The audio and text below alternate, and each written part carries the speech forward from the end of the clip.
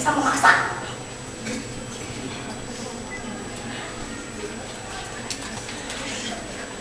Menyeret orang yang tak rela diseret. Mereka diam. Agar tidak dicap diam, agar tidak dicap memaksa. Mereka ciptakan alat tertentu sebagai lembaga tertentu sebagai alat untuk mengesahkan mereka.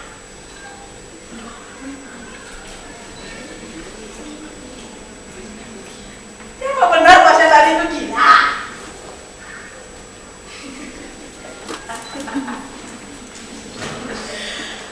Memang dokter dan alat psikiater itu memvonis saya sebagai orang gila.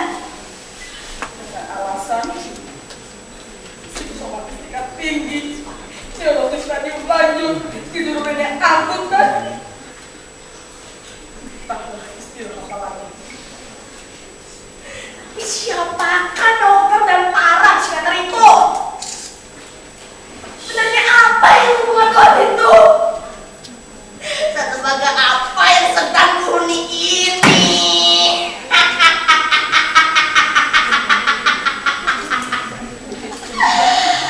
Gila, benar gila.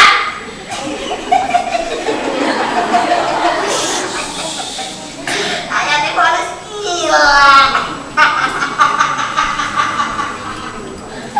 Lucu, karena lucu. Adalah jenis apa ini? Siapa yang pernah mendatangkan orang itu waras atau gila? Dari sudut pandang mana? Saya. Itu bagi pasien tadi, justru mereka yang gila itu.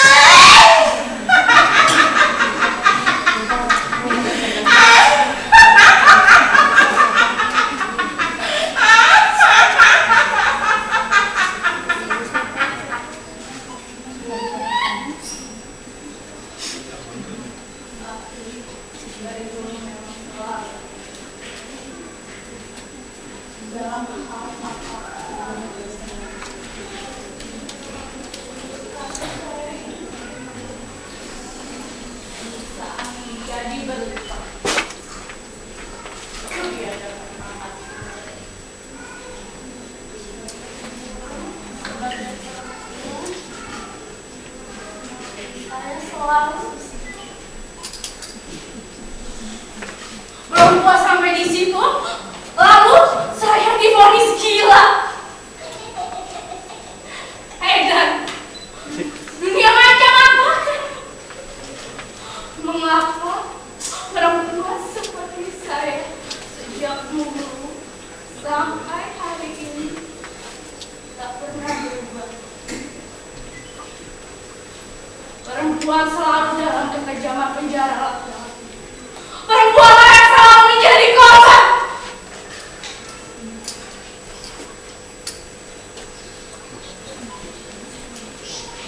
Saudara-saudara boleh lihat. Siapa sebenarnya yang gila? Bukankah ia sama dihianati Adinda? Bukankah Adinda yang ingkar janji untuk menanti Saija di hutan jati di Bogor Ketapang? Bukankah Adinda yang ingkar janji untuk menanti Saija di hutan jati di Bogor Ketapang? Tapi bagaimana dengan Saija? Bukankah ia kabar dihianati Adinda? Bukankah Adinda yang ingkar janji untuk menanti Saija di hutan jati dan di Bogor Ketapang itu? Bukankah ia sama dihianati Adinda? Tapi bagaimana dengan Saija? Bukankah Adinda yang ingkar janji untuk menanti Saija di hutan jati di Bogor Ketapang? Bukankah ia kabar dihianati Adinda? Menanti Saija di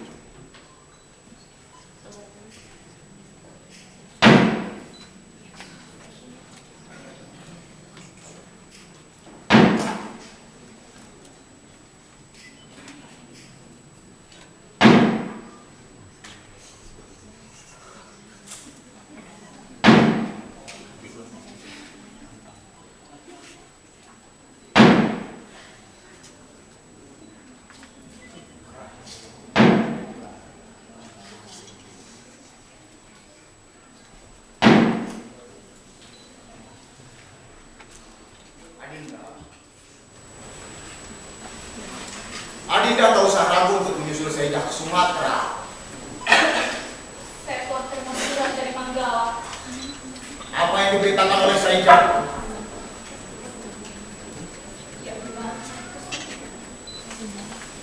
Dia bilang, mau buka ladang di Jakarta.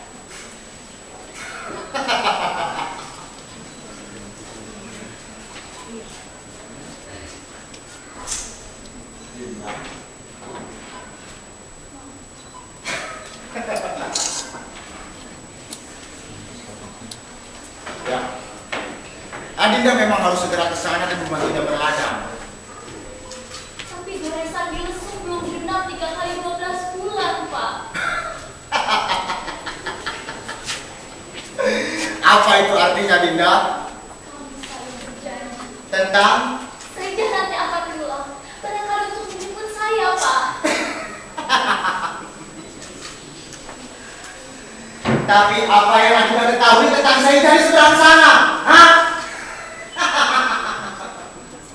Saya hanya percaya Saija akan setia, Pak. Ya, Dinda, ya. Aku tahu itu, Dinda. Aku juga percaya.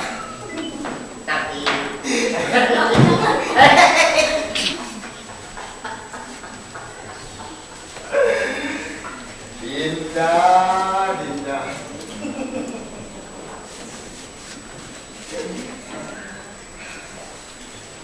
Kamu pasti kesepian. Tapi saya tak mau mengkhianati Saija, Pak. Bagaimana kalau Saija gagal lalu tak bisa pulang, ha? Hasil atau gagal, Saija pasti akan pulang, Pak. Dinda. Itu kan kalau tidak terjadi Dinda. Kamu cantik, Dinda. Jangan goda Aku tidak menggoda. Dinda. Baiklah, Dinda. Baiklah.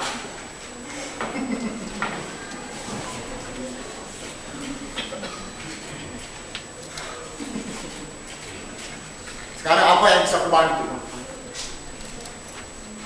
Saya hanya ingin bertemu saja, Pak.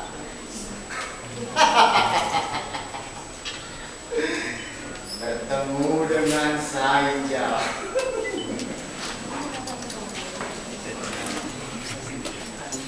Baiklah, aku bisa bantu kau untuk bertemu dengan Saija. Dinda, sekarang siapkan dirimu. Seminggu lagi akan kuantar kamu menyusul Saija ke Sumatera. Benarkah itu, Pak? Ya.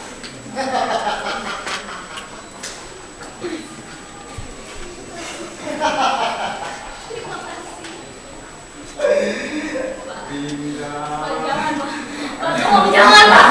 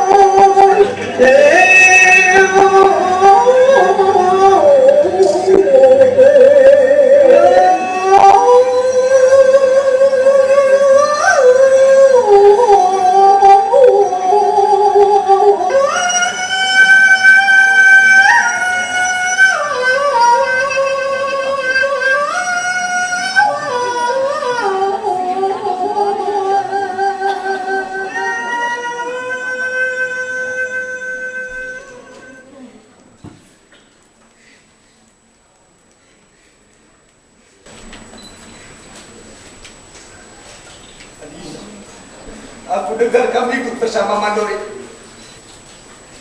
Atau mata untuk menyusul, Kang.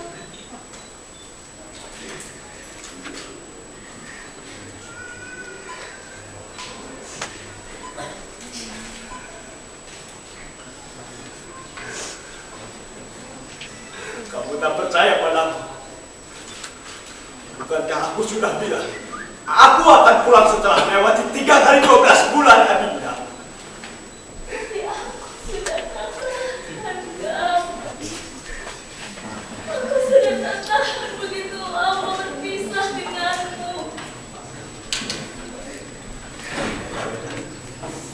Tapi mengapa harus dengan Mandori itu, Adinda? Apalah yang kau ketahui tentang Jakarta atau Sumatera, Kang? Kau tahu kan? Bisa kita semua orang tak tahu dunia luar, Kang.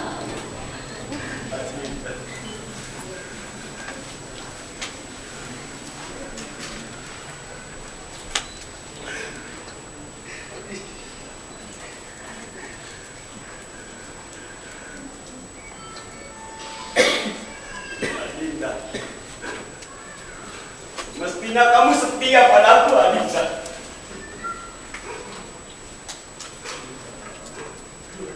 Iya, Adinda.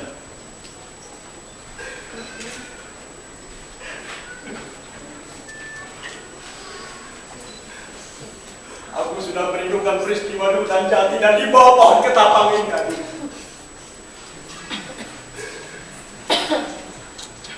Aku selalu teguh memegang janji, Adinda. Apa yang harus aku lakukan selain minta maaf, Kak?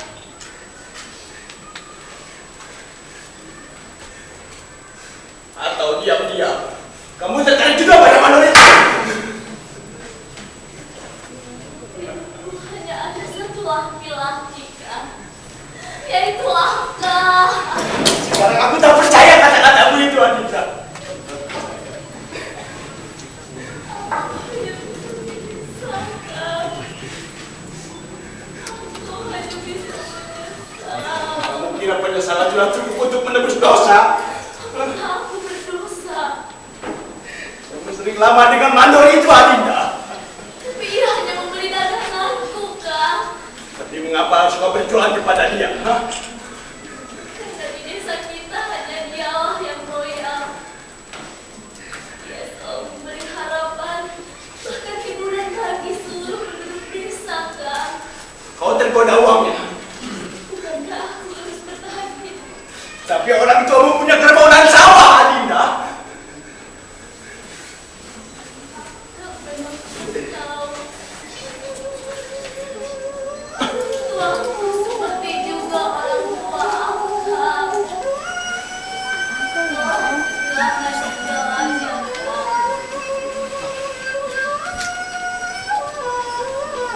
Kini para kujang telah menerapkan kebun, sehingga sawah tak bisa lagi digarapkan.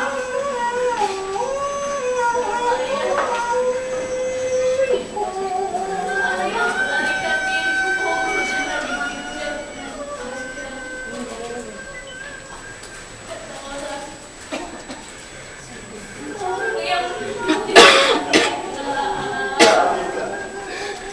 Tapi dari cerita orang, kamu sudah lama berhubungan dengan Mandor itu, Adinda.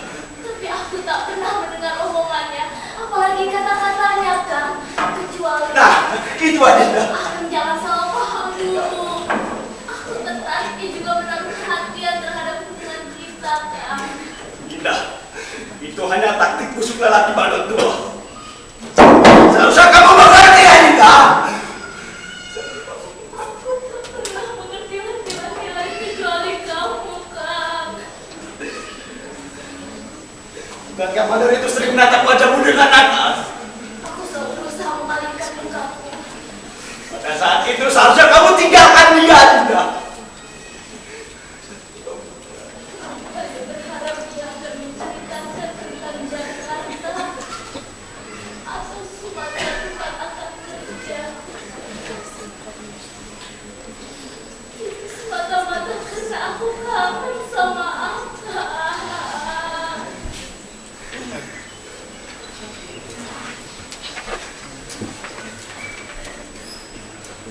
Lalu Mandor itu sering memegang punggung tanganmu Aku selalu berusaha menepisnya, Kak. dengan lembut, kan? Bukankah itu ada sopan santun kita? Kemudian Mandor bajingan itu berhasil menggeser tempat duduknya agar berdekatan denganmu.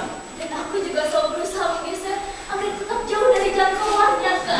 Pada akhirnya, Mandor setan itu berhasil memeluk dan mendekapmu. Akan jangan menjadi aku dengan pertanyaan seperti itu, Kak. Setelah didekap, kamu hanya bisa diam ketika komprador kompeni itu berhasil mengecium punggung tanganmu, Adinda.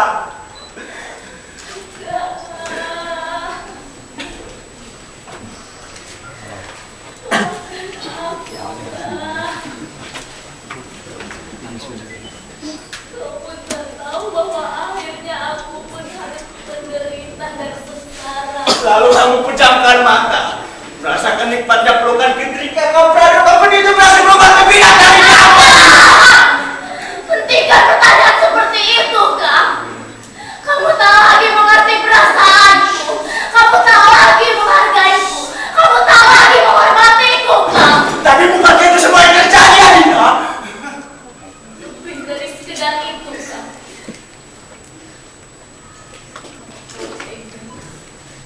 Aku tega meninggalkannya.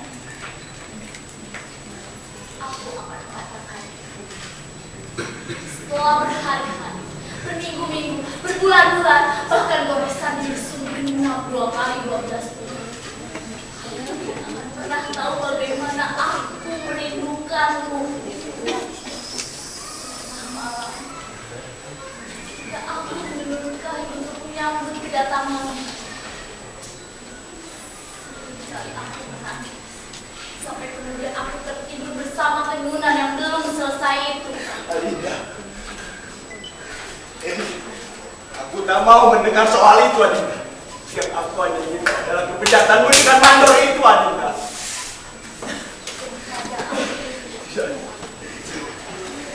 Pada akhirnya mandor itu berhasil memperkosa. Adinda, kamu tidak diperkosa, Adinda. Kamu. Iya. Setelah aku tergiur dengan rayuan dan kehangatan.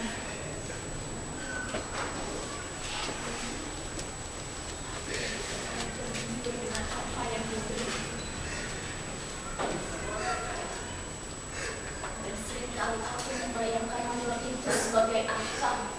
Aku muak dengan gombalanmu yang murahan itu, Adinda. Ketika mandor itu berhasil menjadiku sejarah, aku telah jatuh dalam ketidaksadaran.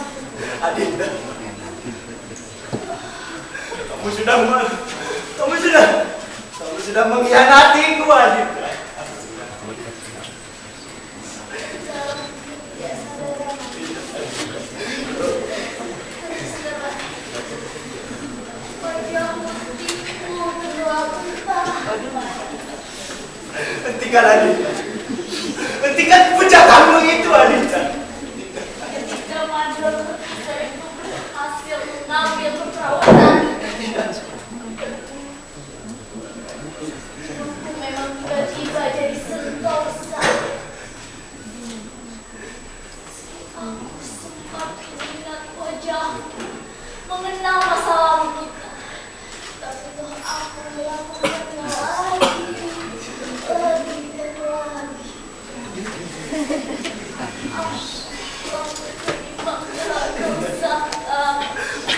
Aku mau akan sempat mendengarnya, Adinda. Bukankah akan ingin aku mengatakannya? Silahkan muak dan sebal. Tapi memang itulah kenyataannya. Selanjutnya aku dibawa mandor itu ke Cikupa, Cimonen, Bangaraja, Karawang. Aku tak mau mendengarnya lagi, Adinda. Anda boleh membayangkan aku berbahagia, bersenang-senang, berkecukupan, dan memang takutkan aku mengalami itu sejauh. Sangat-sangat singkat untuk Adinda! Sudah aku bilang hentikan cerita itu. Pada akhirnya,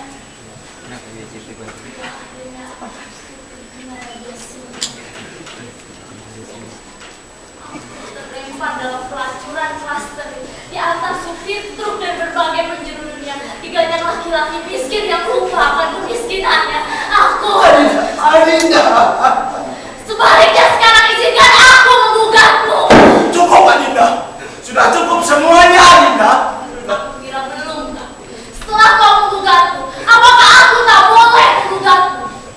Aku tak pernah tahu apa yang kau lakukan di perantauan setelah meninggalkan Bandung di Rakas Bitung. Dan aku juga tak pernah tahu apakah surat-suratmu yang penuh kasih sayang itu murni tanpa tipuan, atau jangan-jangan Adinda, kamu bicara apa? dan bisa saja apapun menjadi salah satu dari putri busuk yang miskin kedua yang suka menikmati tubuh sejenis aku. Adinda, kamu sudah keterlaluan, Adinda. Sejak tadi dan sejak lama aku pun telah keterlaluan. Kamu sudah melupakan perjuanganku, Adinda. Kau tak lagi menghargaiku. Kamu sudah menjadi lain, Adinda. Dan kau pun telah menjadi lain. Kamu sudah menjadi iblis, Dan kau Adinda. iblis yang telah menjadi satu iblis. Kamu menyudutkan aku, Adinda. Tidakku. Kamu kepala. Tidak. Adinda!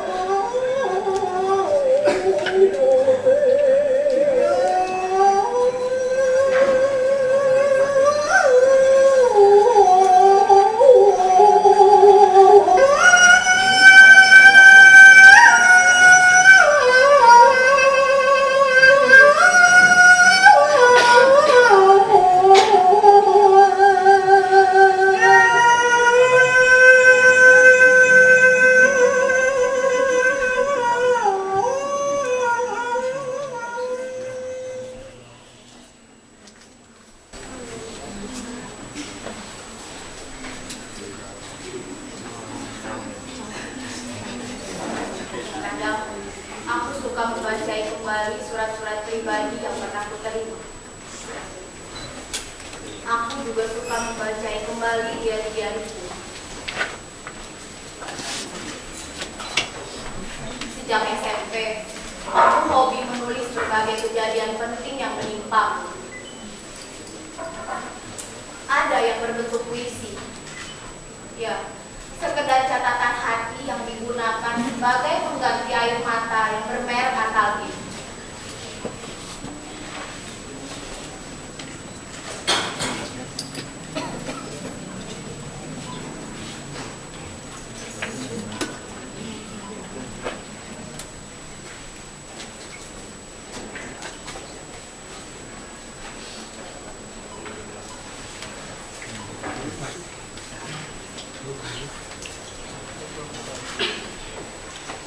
Ini dia, surat dari Dodi, temanku yang bekerja di surat kabar.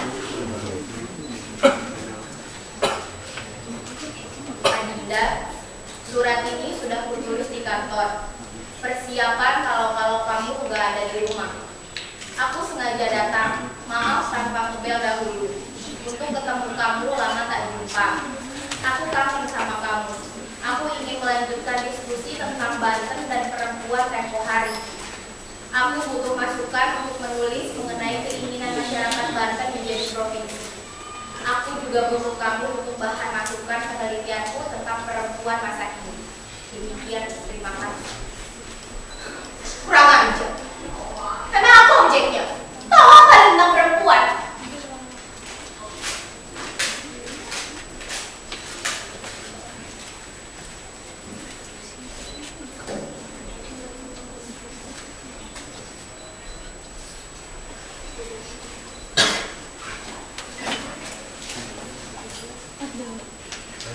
Dari ayah di Serang.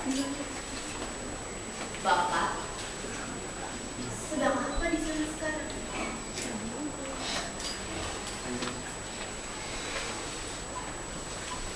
Adinda, anakku sayang, kapan kau menikah? 17 Juli lalu kau genap berusia 25 tahun. Bapak dari ibumu sudah merindukan cucu. Kamu disekolahkan agar martabatmu baik, terutama di hadapan laki-laki. Sekarang kamu sudah kerja, mau apa lagi? Bapak tak ingin kamu melanjutkan kuliah dulu. Sebab bila terlalu tinggi pendidikan, Bapak khawatir kamu sulit dapat jodoh. Bapak ingin kamu bahagia. Bapak dari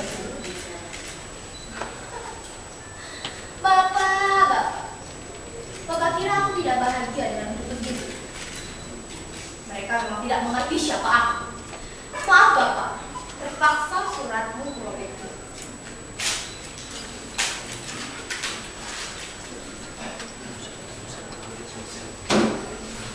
Mereka sama saja, baik yang laki-laki maupun yang perempuan. Banyak yang sentimental mengeluh, berpikiran kolot dalam surat-surat mereka, terutama bekas pacar-pacar. Mereka memang tidak mengerti siapa aku. Mereka laki-laki yang pernah dekat denganku. Pada umumnya tidak ada yang berani mengalami kedalaman lautan.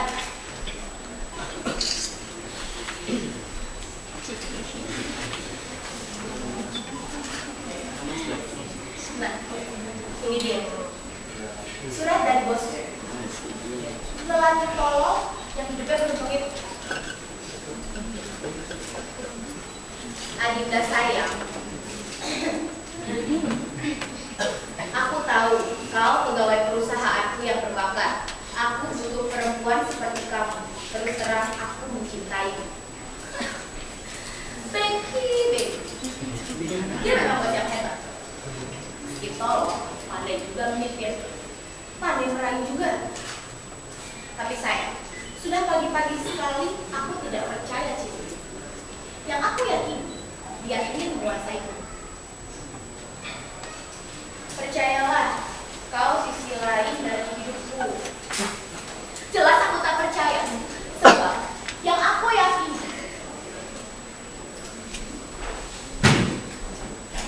aku adalah sisi lain dari kekuasaan. Tapi dengar baik kata-kataku, kau tidak akan pernah bisa menaklukkan aku.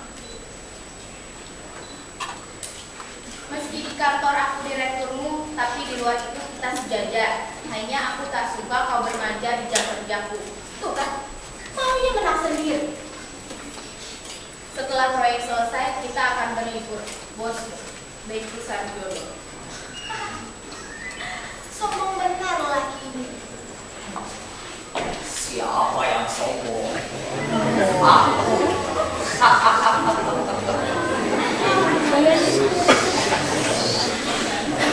Tahu kan tidak sombong, tapi juga Terus, apa lagi? bajingan, tengik, genit, dan sebagainya, dan sebagainya. Tapi aku tahu, Adinda. Kamu suka itu kan? Kecuali surat-suratmu. Oh. Kamu tidak suka kata-katanya? Kiasannya? Atau? Temanya. Ya. Aku kurang mengerti soal itu, Adinda. Kau memang siap tolong. Terkadang aku heran, bagaimana bisa perusahaan ini dipimpin oleh orang seperti kamu? Sudahlah, Adinda. Jadi bagaimana soal itu? Kamu sudah tua, tapi masih saja menangani masalah cinta. Sebetulnya kau berbakat jadi penyanyi. Kepekaan bahasamu bagus. Cuma yang mengapa isi puisi dan surat-suratmu itu masalah cinta. Adinda. Itulah kelemahannya. Kelemahan dia. Itulah kelemahanku, Adinda. Kelemahan juga membahas tentang cinta. Sudah, Adinda. Banyak bicara.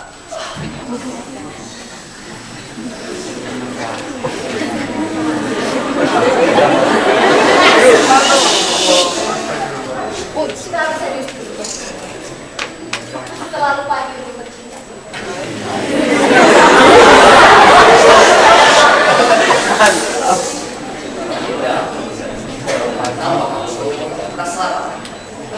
Karena kau tinggal buat saya. Sudahlah. Coba aku lihat hasil riset.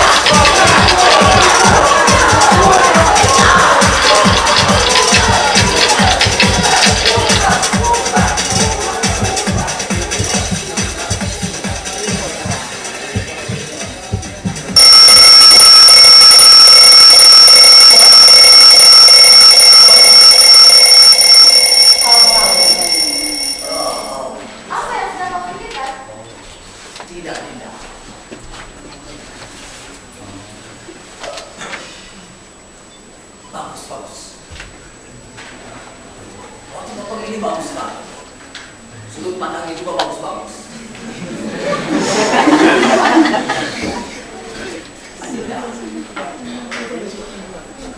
Bukankah setahu kau tidak pernah secara akademis belajar itu? Tapi Bos, terkadang banyak dari profesi manusia lebih berhasil di luar kategori-kategori akademik.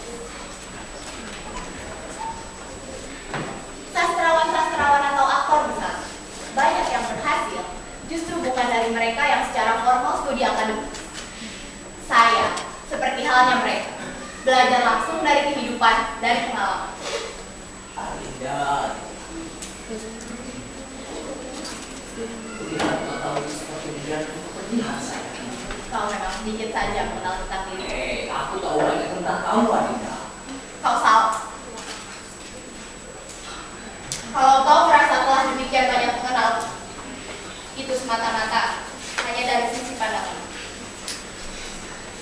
Kau memang paham setiap inci dari kulit dan rambut sebungkus tubuh. Tapi di luar itu, kau harus belajar banyak.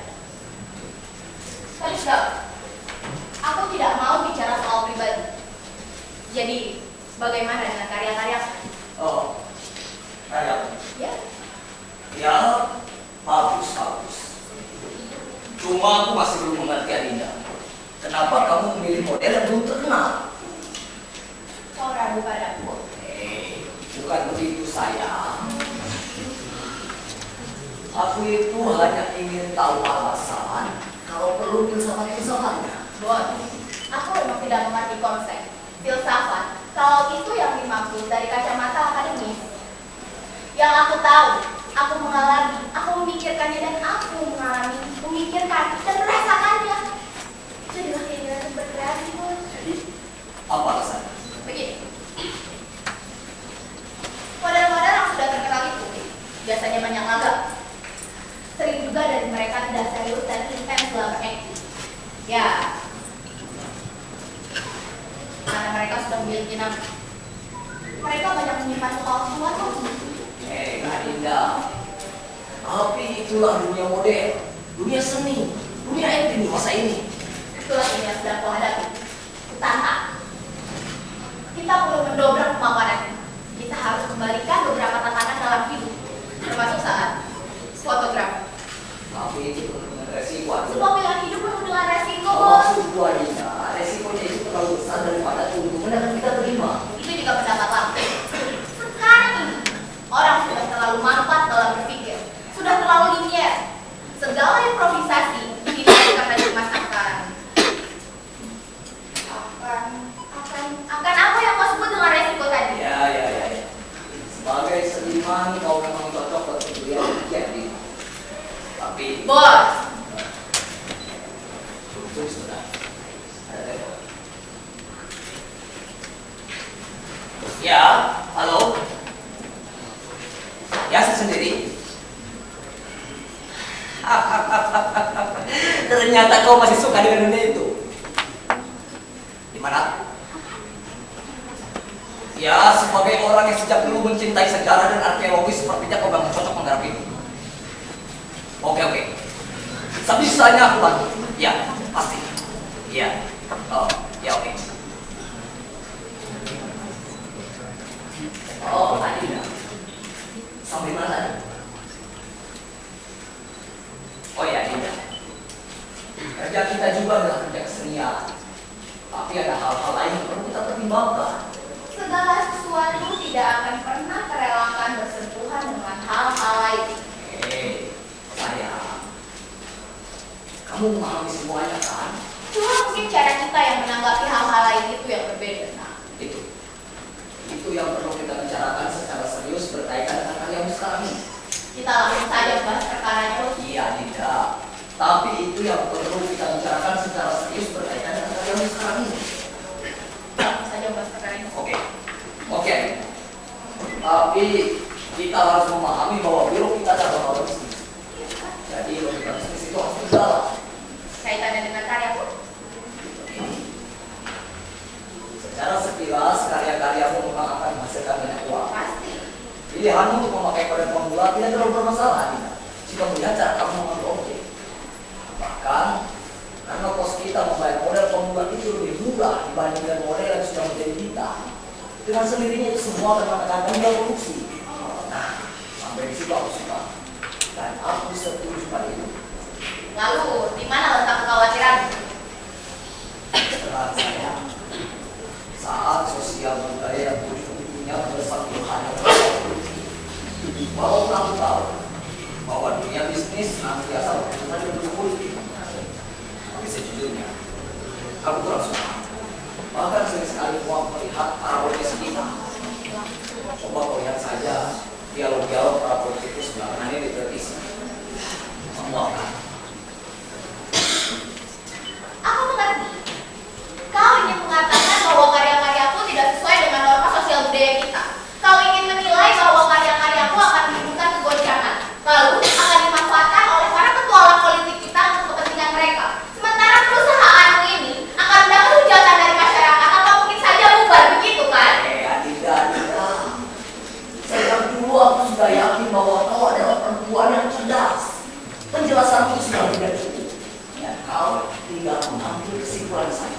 Bukankah para konsultan sudah menyetujui? Para konsultan terutama yang penting saja.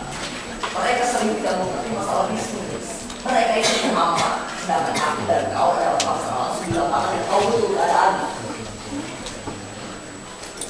Kata-katamu menyudutkan, bahkan menghina para konsultan itu. Sejak dulu memang aku kurang respect dengan mereka. Kecuali kalau mendapat mereka sesuai dengan harapanku. Sudahlah. Jadi, bagaimana dengan karya-karya?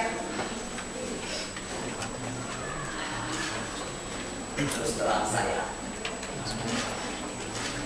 sekarang aku bersihkan karya-karya aku terlalu vulgar dan akan menjurus ke arah pornografi. Pornografi? Ya, Oke. Kita bisa berdiskusi jauh soal ini. Apa yang kamu tahu tentang pornografi? sebenarnya aku tidak mau berdebat yang lebar. Cukup dengan melihat yang nyata saja. Coba kau lihat yang ini. Ini jelas begitu kan? Apakah itu pornografi? Orang yang melihat sisi pornografi hanya dari segi ketelanjangannya saja. Itu akan melahirkan pandangan yang tidak tepat. Tidak. Kalau mulai merumuskan pornografi apa, yang jelas aku yakin bahwa karya itu akan sulit dimaklumi oleh masyarakat. Aku harus mempertimbangkan semua ini. Kalau tidak mau perusahaan ini menjadi pasar interest dan sensitif ini. Itu artinya kau tidak sedang memponisku dari sisi pornografi, melainkan dari kekhawatiranmu terhadap perusahaanmu ini. Apapun tinjauannya tidak, yang jelas dua hal itu, karyamu dan juga perusahaan ini. Di mana posisi mata uang? Kau benar pinci, mengelak dari persoalan. Kau tidak pernah mau melihat atau pura-pura tak melihat bagaimana kevulgaran merajalela di negeri ini. Betapa piciknya, betapa sempitnya pikiranmu terhadap pornografi. Tidak. Aku hanya tidak ingin persoalan ini melebar terlalu jauh. Bahwa kevulgaran di negara kita ini sudah merajalela. Mengapa kamu mempertanyakannya? Kau kira kadang-kadang aku lebih vulgar daripada kelakuanmu sehari-hari? Dari kebejatan para pejabat, pemerintah, pengusaha, dan banyak lagi di negeri ini. Sudah, Alina. Aku tidak mau membahas soal itu lagi.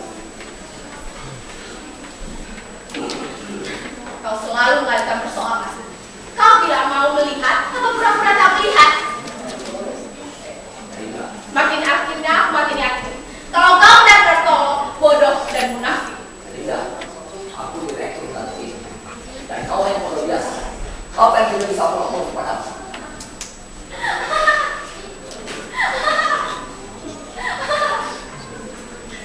Kau semakin tak berdaya, Beko. Kau tidak mau mengakui segala sesuatu yang kau sendiri tahu jelas persoalan. Itu akhirnya kau menggunakan cara-cara kekuasaan untuk mengalahkan. Adita, sekali-kali kau sebutkan aku dengan katamu itu. Kau perintahkan kau keluar dari sini. Kau tidak bisa mengeluarkan aku dari sini. Adita, aku direktur di kantor ini dan kau hanya pegawai biasa. Apa yang tidak bisa aku lakukan kepadamu? Kau semakin lemah, bosku. Kau juga lupa kalau kita punya kesepakatan rahasia di kita yang lain. Kesepakatan yang aku maksud batalkan hal itu di sini.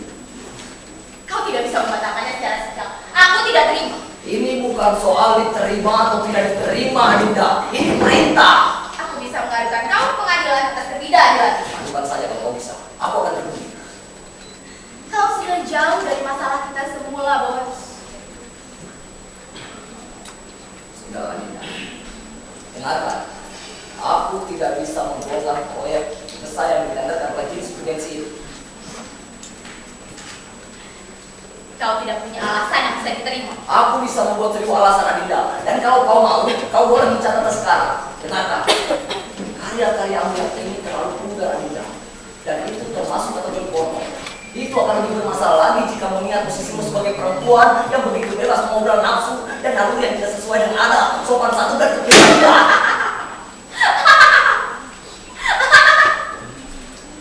Ternyata kau bisa juga bicara kayak bayi.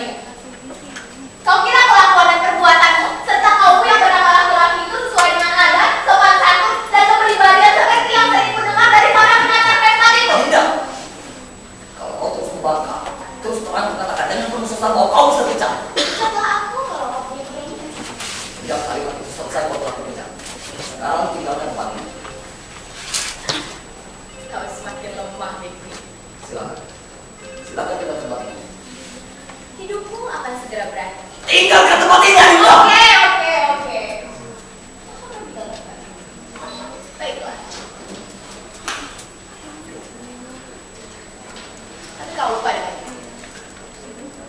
Enggak, Becky.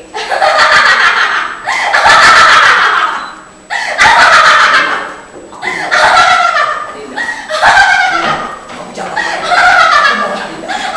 Tolong. Iya. Aku tidak mau Adinda. Kamu percaya sama ini? Ini dari ucapanmu. Kalau aku benar-benar yakin kalau kamu dasar bodoh, kau adalah munafik. Ini tentang hidupku Adinda. Aku mohon. Ini masukkan hidupku. Di sini hidupmu aku tahu di sini. Di sini. Wah, Adinda. Lepaskan. Aku mohon Adinda. Aku mohon kau jangan lakukan itu Adinda. Adinda. Kau sudah kuat. Kau sudah kuat.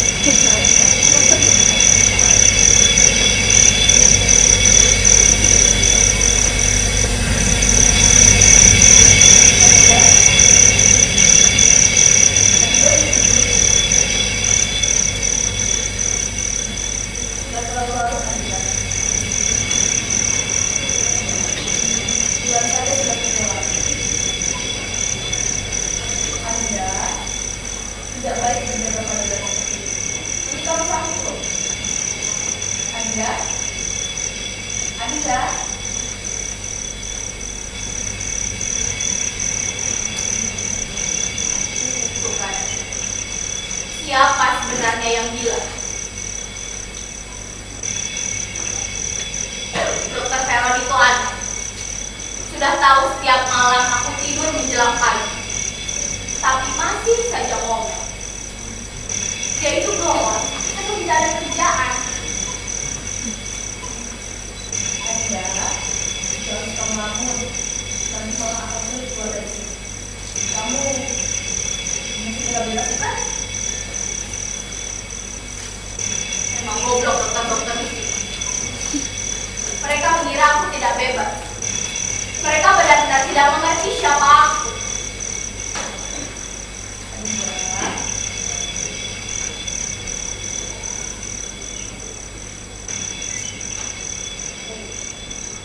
Aku tahu Nida, kamu tidak salah. Kamu tidak membunuh. Aku tahu dari matamu kamu orang yang baik. Hanya saja, sudahlah, lupakan Adinda. Mari kita istirahat. Dia munafik. Dia tak mau mengatakan aku gila. Dia takut. Padahal aku sering mendengarnya tertawa-tawa menertawakan aku dan kawan-kawan. Aku sudah masakin. Kau mau? Kalau kau mau, kita bisa mencoba.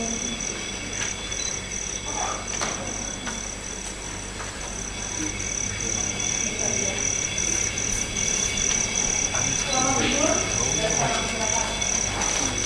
Jangan sampai terlalu malam ya.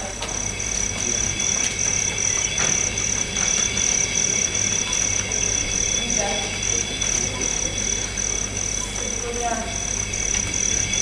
aku juga tidak bisa mati.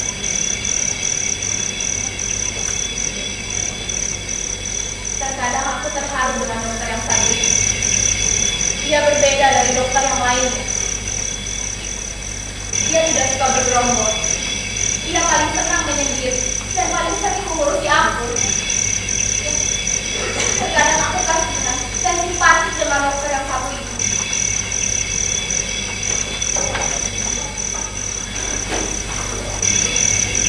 Malam yang indah. Aku suka malam seperti itu. Aku merasa tidak sendiri. Aku punya banyak teman dalam pikiran. Oh,